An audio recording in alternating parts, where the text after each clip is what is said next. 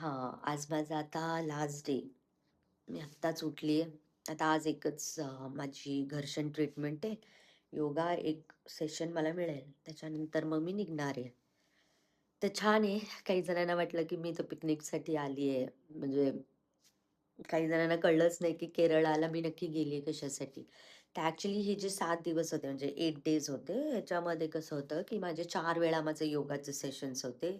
2 वेळा माझं ट्रीटमेंट्स होते. ट्रीटमेंट्स म्हणजे काय? जस्ट बॉडी मसाज असायची, शिरोधारा असायची. डोळ्यांसाठी डोळे पाण्याने आयुर्वेदिक पाण्याने धुणं असायचं. त्याच्यानंतर डोकं दुखतं, मायग्रेनचा थोडासा काही त्रास असेल, तर त्याच्यासाठी सुद्धा त्यांनी नेसल ट्रीटमेंट्स म्हणजे नाकामध्ये काही आयुर्वेदिक ड्रॉप्स टाकण्याचं ट्रीटमेंट होती. म्हणजे ॲक्चुअली मला फार काही त्रास नव्हता. पण डॉक्टरनी ह्या सगळ्या गोष्टी इथल्या आयुर्वेदिक डॉक्टरनी ह्या सगळ्या गोष्टी ह्या पॅकेजमध्ये इन्क्लूड करून दिल्या होत्या, की एक बॉडीला रिलॅक्सेशनसाठी 2 वेळा ह्या गोष्टी होत होत्या. त्याच्यानंतर खाणं म्हणजे बापरे! जातच नव्हतं. कारण मीठ नाही, हेल्दी होतं खाणं, पण तिखट खायची सवय. अ, सकाळी फक्त मला ब्रेकफास्ट बरा वाटायचा कारण त्यावेळेस फ्रूट सॅलड आणि ज्यूस होतं त्याच्यामुळे ते बरं वाटायचं. ठीक आहे, तर आजचा दिवस माझा लास्ट डे छान वाटतंय. असं वाटतंय अजून एक 7 दिवस पुढे मी घ्यायला हवं होतं. कारण परत हा चान्स मिळेल की नाही माहीत नाही. परत येता येईल की नाही आय डोंट नो. पण करणार. कारण ट्रिप्स वगैरे करण्यापेक्षा असे कधी कुठे गेलेलेच नाहीये. आत्तापर्यंत लग्न झाल्यावर तर कुठेच नाही झालं असं घर सोडून जायला. घर, मुली, ऑफिस, कामं हे करण्यातच नुसता वेळ जातो. त्यामुळे रिलॅक्सेशनला, शांतीला खूप छान वाटलं आणि एकटं राहायला फार बरं वाटलं. कारण एकटं राहिल्याने खरंच बऱ्याच गोष्टी सॉल्व्ह होतात. कसलेही कटकट नाही, अपेक्षा नाही, कोणाची झंझट नाही. आणि रोज काय खायला करायचं, हे कोणाला आवडतं, नाही आवडतं. घरामध्ये किती कचरा आहे, केवढा आहे, काय कामवाली बाईंनी हे नीट केलं का? नाही केलं का? तिने ऑफिसमधल्या काही बऱ्याच गोष्टी असतात, त्या झाल्या की नाही? तर या टेन्शन्सपासून थोडं फक्त रिलॅक्स मिळालं. बाकी तर ठीक होतं. बाकी रुटीन तर रोजच्या रोज चालू होतं. कारण सकाळी मी 5 ला उठत होते. रात्री 9:30 ते 10च्या आत मी झोपत होते. त्यामुळे ती एक बेस्ट होती. कारण दिवसभर पॅक शेड्यूल होतं. फक्त मध्ये मला 1 तास, 1 ते दीड तास वेळ मिळत होता. ज्यावेळेस ऑफिसचे काही ओ-टी-पीज मला द्यावे लागत होते किंवा काही जणांशी बोलून काही कामांचं होतं ते मला बोलता येत होतं. WhatsAppवर काय मेसेजेस होते त्याचे रिप्लायज वगैरे करणं होतं. त्यामुळे मोबाईल डिटॉक्स पण झाला होता, की मोबाईल बाजूला ठेवून बऱ्याच गोष्टी शांतीत करता येत होत्या. आणि वाचायलाही वेळ मिळाला. त्यामुळे मला जे आवडतं ते मी केलंय. त्यामुळे एन्जॉयमेंट ही हेक्टिक एखाद्या वेळेस दुसऱ्यांना वाटेल, की सकाळी 6:30 पासून म्हणजे 5 वाजल्यापासून रात्री 9:30 पर्यंत फुल पॅक. मध्ये फक्त एक 1.5-2 तास आरामासाठी मिळत होता. बस. नाहीतर कंटिन्यू बाहेर यायचं, रूमवर आवरायचं, हे करायचं, निघायचं, ते करायचं. तिथून झालं, परत यायचं, परत आवरायचं, परत निघायचं, परत यायचं. असं 5-6 वेळा हे चालूच होतं. पण गुड, थोड्या ओळखी झाल्या. स्वतःहून बरेच जण माझ्याशी बोलले. छान वाटलं. अ, दिल्लीवरून आले होते, कोणी यूपी, बिहारवरून आले होते, गुजरातवरून आले होते, मुंबई, पुणे अशा ठिकाणाहून आले होते. मस्त छान वाटलं. अ, छान होते लोकं. त्यांच्याकडून बऱ्याच काही माहिती मिळाल्या, काही गोष्टी समजल्या. अ, आणि छान म्हणजे बोलणं सगळं नॉलेज शेअरिंगचंच होतं. त्याच्या व्यतिरिक्त कसलेही विषय नव्हते. त्यामुळे फार मस्त वाटलं. बेस्ट.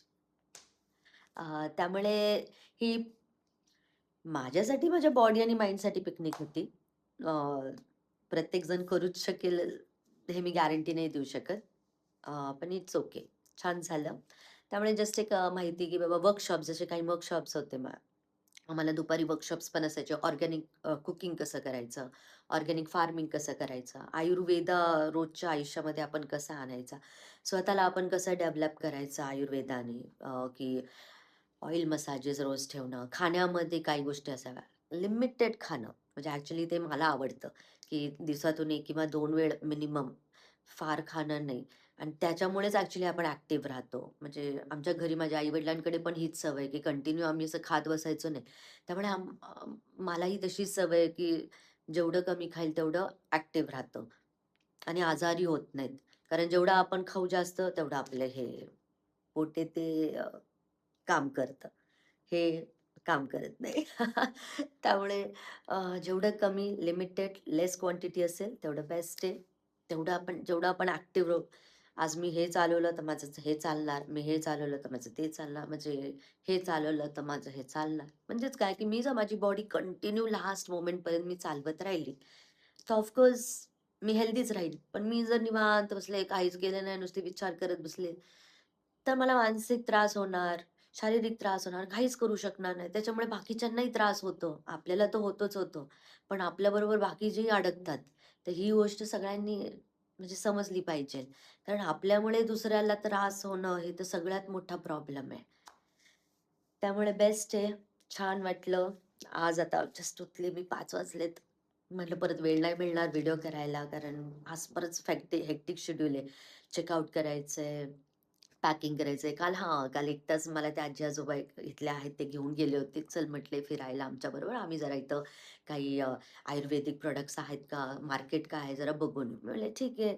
स्वतःहून बोलले मग मी नाही कशाला म्हणू आणि मला वाटलं त्यांनाही एखाद्या वेळेस बरोबर लागणार असेल आणि मला तर अगदी म्हणजे मुलगी म्हणूनच त्यांनी मला सारखे माझ्याशी जवळ त्यांनी केलं. छान वाटलं. मग तिथे साड्या घेतल्या. ऋतूसाठी ड्रेस गेले. कॉटनचे कारण एकदम प्युअर कॉटन होतं. बॅगमध्ये जागा नाही हे लक्षात आल्यानंतर मग मी म्हटलं, "ओह नो! 2-3च घेऊ. नाहीतर परत मला फ्लाइटमध्ये प्रॉब्लेम येईल." आणि मुर्गन म्हणून एक इथं मंदिर आहे. 2000 वर्षापूर्वीचं आहे. महाविष्णूचं मंदिर आहे. ते तिथंही दर्शन झालं.